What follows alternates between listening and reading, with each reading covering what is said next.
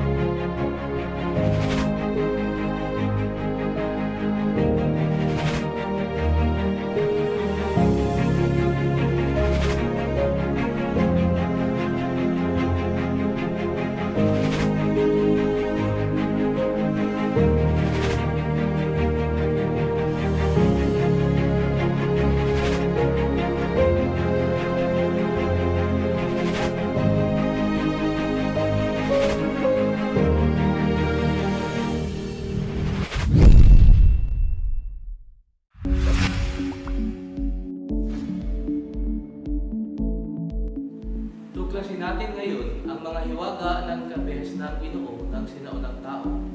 Pagmasdan ang mga larawan at suriin ito.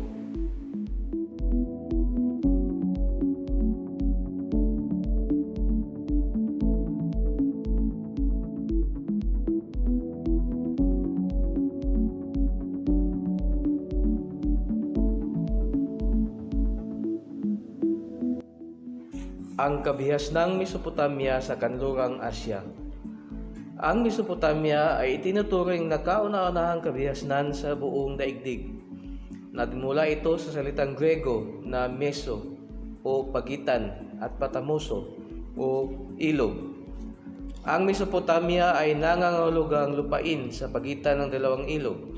Sinakop at pinanahanan ito ng mga sinaunang pangkat ng mga tao tulad ng Sumerian, Hittite, Akkadian, Babylonian, Assyrian, Chaldean at Elamite. Ang Mesopotamia ang lupaing dinadaluyan ng mga tubig ng mga ilog Tigris at Euphrates. Matatagpuan ang Mesopotamia sa mainit na rehiyon ng Fertile Crescent. Ang Fertile Crescent ay isang paarkong matabang lupaing nagsisimula sa Persian Gulf hanggang sa silangang baybayin ng Mediterranean Sea. Ang pag-apaw ng ilog Tigris at Euphrates ay nagdudulot ng baha at nag-iiwan ng banlik o silt na nagsisilbing pataba sa mga lupain at nagdudulot ng mabuti sa pagtatanim kahit na kaunti lang ang ulan dito. Sa kasalukuyan, matatagpuan ang lupaing ito sa Iraq, bahagi ng Syria at Turkey. Ang Mesopotamia ay walang likas na hangganan, kaya mahirap ipagtanggol ang lupaing ito sa ibang karatig lugar. Naimpluwensyahan din ito ng mga karatig lugar dahil sa mga ugnayang pangkalakalan at tunggaliang militar. Sa mga taong 5,500 BCE, daan-daang maliliit na pamayanang sakahan ang matatagpuan sa kapatagan ng Hilagang Mesopotamia na pinag-uugnay-ugnay ng malalayo at mahahabang rutang pangkalakalan. Bunga ng pag-unlad ng lipunan sa mga sumusunod na taon, nagkaroon ng mga pagbabago sa aspektong panlipunan, pampolitika at panrelihiyon na nagdulot ng sentralisadong kapangyarihan. Isang halimbawa, ang Uruk na tinaguriang isa sa kauna-unahang lungsod sa daigdig. Sa puntong ito, pagyamanin natin ang ating paksa sa pamamagitan ng pagsagot ng isang gawain. Kunin ninyo ang inyong mga module at ang inyong sagotang papel. Sa inyong module ay may mga kahon na kinapapalooban ng pagpipilian kasagutan. At sa ibaba naman ito ay ang 10 katanungan. O sige na mga bata, Subuking sagutin ang mga katanungan sa inyong module.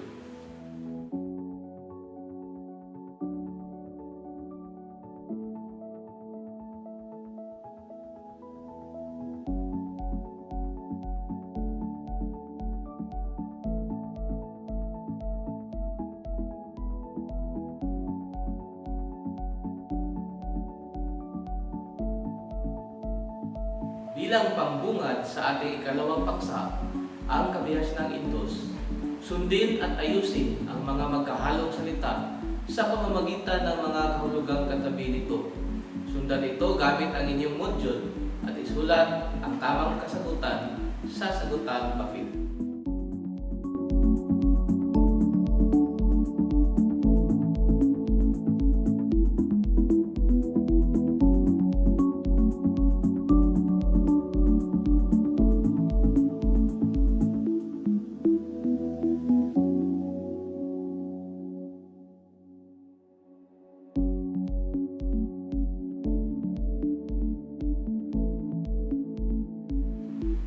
Ayan na mga bata, sana'y nasagot ninyo ang magkahalong mga salita.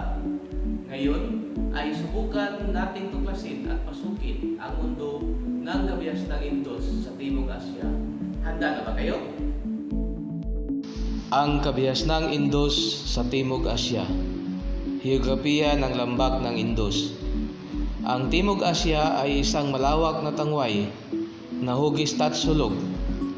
Ang rehiyong ito ay mayroong kakaibang aspektong geographical at kultural. Madalas itong tinatawag ng mga heographo na subkontinente ng India dahil inihiwalay ito sa kabundukan. Kaya maituturing itong halos isang hiwalay na kontinente sa hilagang bahagi. Ay matatarik ang kabundukan ng Hindu Kush, Himalayas at Karakoram sa kanlurang bahagi ay pinalilibutan ito ng Arabian Sea, Indian Ocean sa katimugan at Bay Bengal sa silangan. Tulad ng ibang kontinente, samot-sari rin ang wikang ginagamit rito. Nagsisimula ang kabihasnan sa India sa paligid ng Indus River kung saan ang mga sinaunang tao ay nanahan at bumuo ng kabihasnan. Ang pagkakaroon ng matabang lupa ay naging mahalaga sa pagsisimula ng mga lipunan at estado ng sinaunang India. Ang pag-apaw ng Indus River bawat taon ay nagdulot ng pataba sa lupa. Karamihan sa mga pamayanang nanahan sa lambak ng Indus ay mga maliliit na pamayanang may tanggulan at maayos na kalsada, mga kanal, pang-irigasyon at mga estrukturang pumipigil sa mga pagbaha.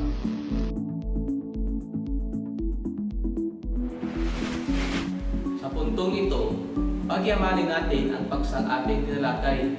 Basahin at unawain ang dalawang katanungang nasa module at sagutin ito.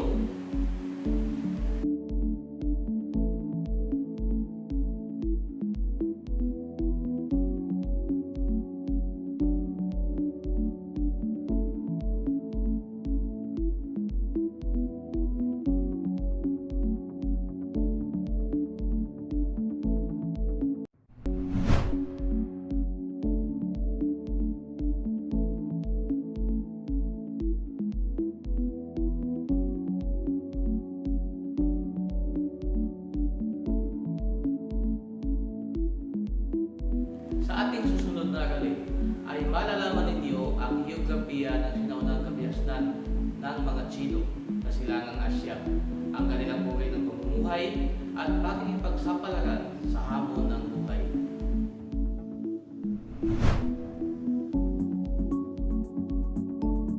Ang kabihasnang Chino sa silangang Asya. Ang kabihasnang ito na umusbong sa China ay itinuturing na pinakamatandang kabihasnang nanatili sa buong daigdig hanggang sa kasalukuyan.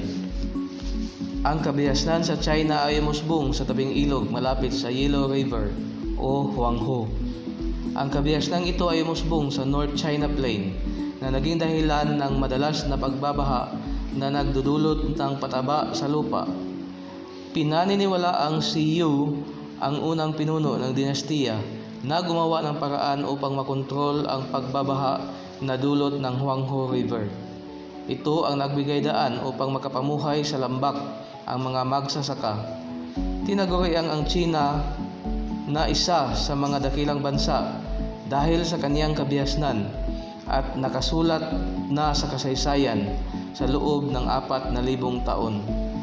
Kilala ang China sa katawagang natutulog na higante dahil sa matagal na panahong hindi nito pakikisalamuha sa ibang kultura at ang pagsasara ng lupain nito sa mga dayuhan.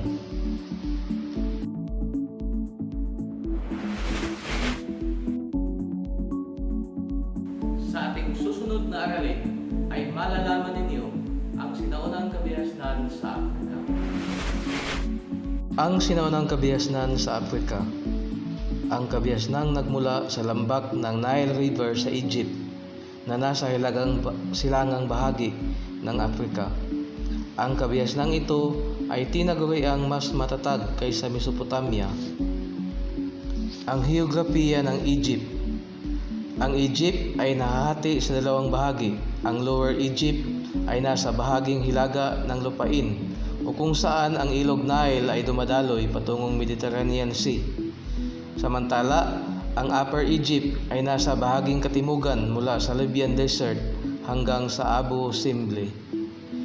Ang Nile River na may 4,160 milya o 6,694 kilometro ang haba ay dumadaloy mula katimugan patungong hilaga. Tinawag na the gift of the Nile ang Egypt dahil sa kung wala ang ilog na ito, ang buong lupain nito ay magiging isang disyerto. Sa panahong Neolitiko, ang taunang pag-apaw ng Nile ay nagbigay daan upang makapagtanim ang mga magsasaka sa lambak ilog.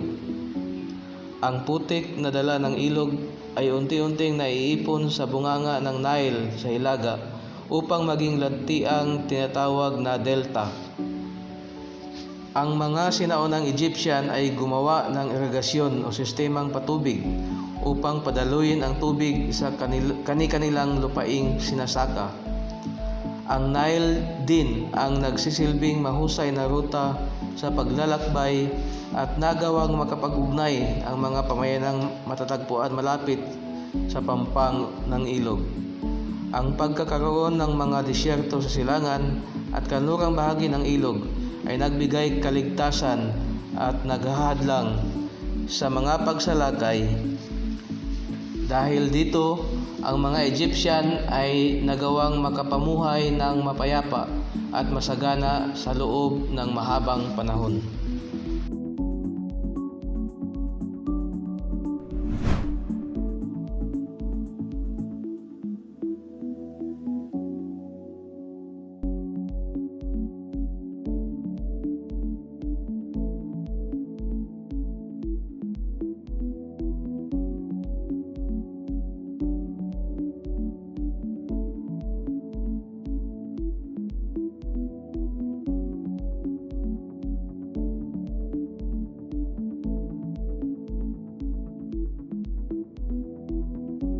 Nandito na tayo sa ating huling paksang ating tatalakayin, ang kabihasnang Mesoamerica.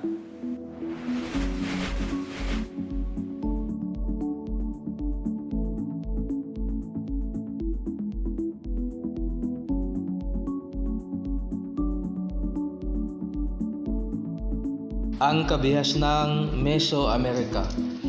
Noong ika-13 siglo BCE, umusbong ang kauna-unahang kabihasnan sa Amerika, ang mga Olmec, na sa kasalukuyan ay tinatawag na mga Mexican ng Mexico.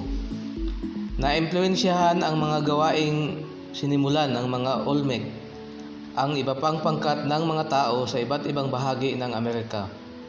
Pinaniniwalaan ng maraming siyentista na may mga pangkat ng mga mangangaso o hunter ang nandayuhan mula sa Asya patungong North America. Libong taon na ang nakaraan. Tinahak ng mga ito ang kanlurang baybay ng North America patungong timog at nagtatag ng mga kalat-kalat na pamayanan sa mga kontinente ng North America at South America. Ang Mesoamerica ay nagsimula sa katagang Meso na nangangahulugang gitna. Ito ay lundayan ng mga unang kabihasnan sa Amerika. Sa gitnang Mexico at Gulf of Fonseca sa katimugan ng El Salvador. Sa hilagang hangganan nito, matatagpuan ang mga ilog ng Panuco at Santiago. Samantala, ang katimugang hangganan ay mula sa baybayin ng Honduras sa Atlantic hanggang sa gulod o slope ng Nicaragua sa Pacific at sa tangway ng Nicoya sa Costa River. Sa kasalukuyan, saklaw ng Mesoamerica ang malaking bahagi ng Mexico, Guatemala, Belize, El Salvador at kanlurang bahagi ng Honduras. Sa lupaing ito, ang malaking pagkakaiba sa elevasyon ng lupa at dalas ng pag-ulan ay nagdudulot ng mga uri ng klima at ekolohiya sa iba't ibang bahagi ng rehiyon. Pabago-bago ang panahon sa rehiyong ito. Dito na itatag ang unang paninirahan ng tao at isa ito sa mga lugar na unang pinag-usbungan ng agrikultura tulad ng kanlurang Asya at China. Maraming salamat sa inyong panonood at pagsali sa ating leksyon. Naway may natutunan na naman kayong bago tungkol sa ating sinaunang kabihasnan. Ngayon, bilang pagtataya, ay sagutin ninyo ang gawain na may pamagat na isagawa na nasa inyong module. Sagutin din ang pangwakas na pagsusulit at ang mga gawaing hindi pa nasagutan sa inyong module. Huwag din ninyo kaligtaan ang pagsagot sa thinking log na nasa pinakawaling pahina ng inyong mga module. Maraming salamat at hanggang sa muli!